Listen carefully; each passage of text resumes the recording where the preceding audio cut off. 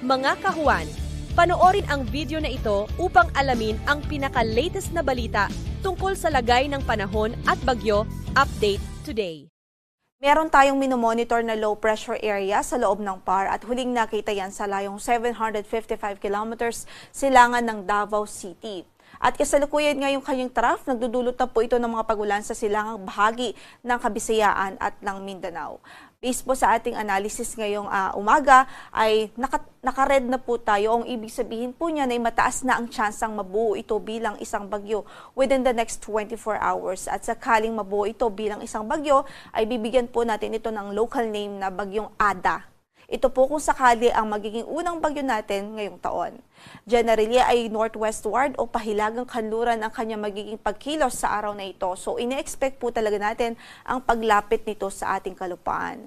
At based na rin po sa ating forecast, posible po na by Friday o Saturday ang pinakamalapit na proximity nito sa ating landmass.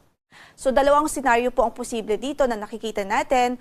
Possible po na ang close approach niya by Friday or Saturday dito sa silangang bahagi ng Visayas or Eastern Visayas and eventually po ay mag-recurve po siya o kaya naman ay posible nga din ang landfall scenario. Kung kaya't patuloy tayong mag-antabay sa magiging update ng Pag-asa dahil since low pressure area pa lang po ito at medyo may kalayuan pa, meron pa rin po tayong kinikonsider na uncertainties. At sakaling may maging bagyo po ito, agad-agad po tayong magtataas ng tropical cyclone wind signal, lalong-lalo na po dito sa silangang bahagi ng Visayas at ilang bahagi ng Mindanao. Kaya't patuloy na mag-antabay sa magiging update at magiging progress nitong weather disturbance.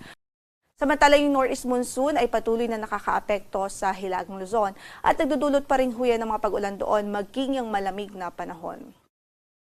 Wala rin po tayong gale warning na nakataas ngayon sa anumang bahagi ng ating mga baybaying dagat, although pinag-iingat pa rin natin ang ating mga kababayang mangingisda, especially yung gumagamit ng maliliit ng sasakyang pandagat dito po sa Northern Luzon kung saan ay inaasahan pa rin natin ang katamtaman hanggang sa maalong kondisyon ng karagatan.